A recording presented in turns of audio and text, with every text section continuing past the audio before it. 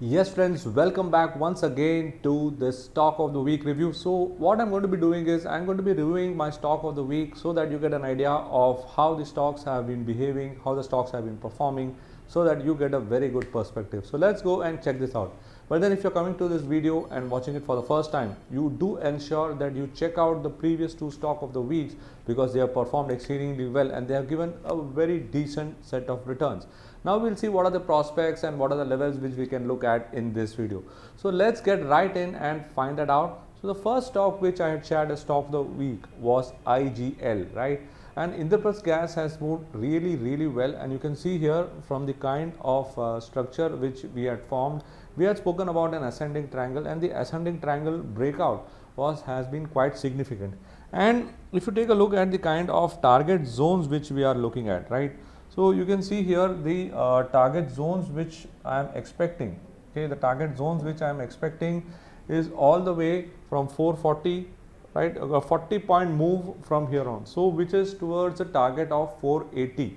So from what I see here right now, that this entire jump, right, this entire jump which I am seeing on the charts is clearly indicating that it has met the immediate target. So those who are holding long in IGL, right, based on this, should definitely consider booking some profits. And you can see here right now at higher levels you are having some kind of a formation of a hanging man. So this is an indication that yes, there could be a slip to the downside. But then what is heartening here, okay, what is heartening here is the momentum. The momentum is positive, the momentum is encouraging, so we should look at continued upward bias. So what are the levels which we can look at? So let's go into stock analyzer, and as you can see the stock analyzer, all the dials are in a strong buy, which is a very good sign. So that's why I'm saying that you should continue to remain on the positive side in IGL, because the breakout we have witnessed just now. Now when you go and take a look at what are the possibilities, so you can see here that the scores are also positive, right? You can see here that the intraday, multi-day as well as the positional scores are on the positive side, which is very encouraging. Now when you go and take a look at the kind of signals that are emerging, you can see here that we are having continued long signals across time frame. So once again, that is a very positive sign. So yes, some bit of profit booking and some trailing stop loss methodology should be adopted. So now what can we do in IGL? So when you take a look at IGL, right, you can see here that we have to now look at what I do on a regular basis is finding some cluster zones. So let's go and take a look at what are the kind of cluster zones which we are getting as part of the IGL. So when you take a look at IGL and when you want to find out exactly what are the suitable levels, so you can see here that at the current juncture, so let's go and check out what are the dip levels which we can look at. So currently it is right now trading around this zone. Okay, this is your cluster zone, so which is your R1. So now if the trends begin to move above this, then you can expect some higher traction, and higher traction is emerging close to the region of 496, right? And 496 is very close. Okay, it is very close to the R4 of the positional. So R4 of the positional, you are having a very close tie-up. So on the upper side, okay, on the upside you have got 496 as a supply zone. Now let us look on the downside. So this is going to be your trigger point.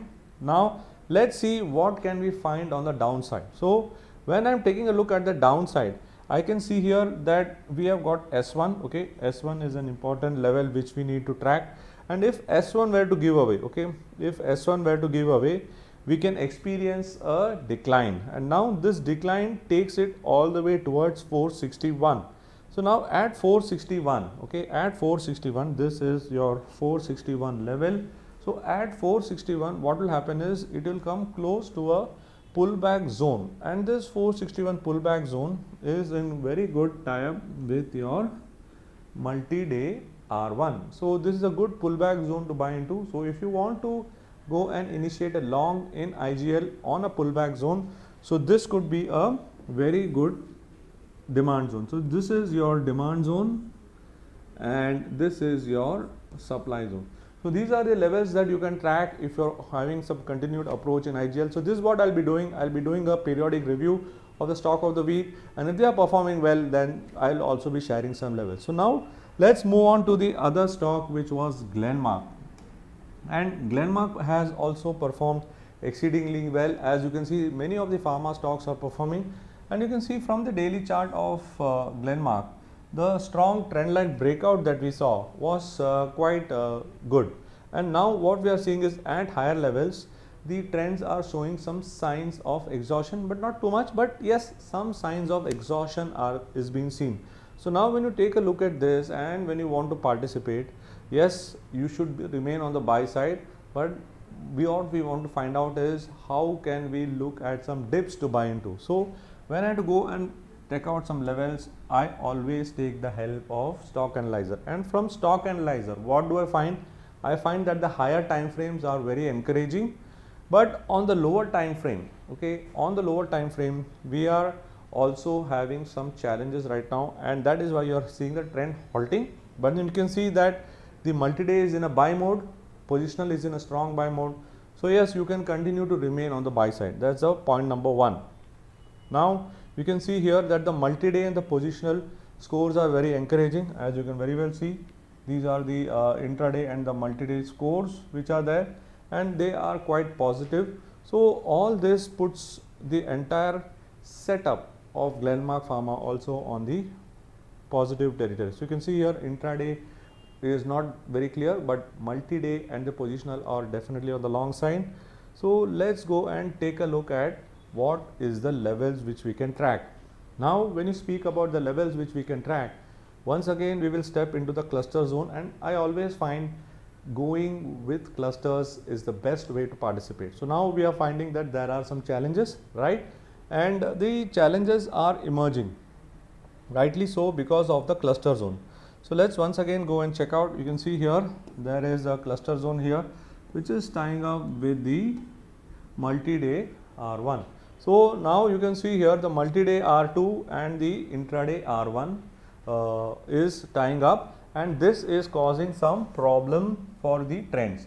Now if we were able to move beyond this, the next zone is very comfortably placed towards 506, right, which is your R3 and which is close to your R3 as well, right? You can see here this is the R3 of the multi-day, and which is very close to your R3 of the positional as well. So now you have got levels here of 503 to 506 as your target on the upside, which is very encouraging for us to participate in Glenmark Pharma in the coming week. And now if you were to look at some pullback opportunity, the overall trend is bullish, so you should always continue to look for pullback opportunities. So what are the pullback opportunities? We'll once again go and check out the important zones, and the important zone which we always should track is your S1. So a break below S1 could definitely take it lower, and from here your target zones is emerging around 477, right? Now if there is a drop towards 477, there is a very good cluster zone with the pivot levels, right? You can see here this pivot levels is a very good cluster level. So this could be a very good demand zone to buy into. And then on a multi-day basis, right, you are having 469, which I have always mentioned that this is an important trigger, and this important trigger is tying up as a good pullback zone into your positional R1. So this is your stop loss, this is your demand zone to buy into, and then on the upside you have got 503. So this is how you can play Glenmark Pharma in the coming week. All right, with that I come to an end of this update of my stock of the week. For the current stock of the week for the next month, stay tuned for the next video. The link of the same will be appended on the description box. You can take a look at it and enjoy the video, and do let me know your comments on what you liked as part of our analysis and what you would like to discuss more, so that we can share more and more interesting ways to look at the market. Thank you so much for watching. This is Raja Venkatraman signing off, and I'll be happy if you can smash the like button and also subscribe to the channel if you're not subscribed, because that's a crime. I'm really telling you, because you're going to watch interesting content, you're going to get market perspectives, and you're going to get a lot of things more. All right, see you later.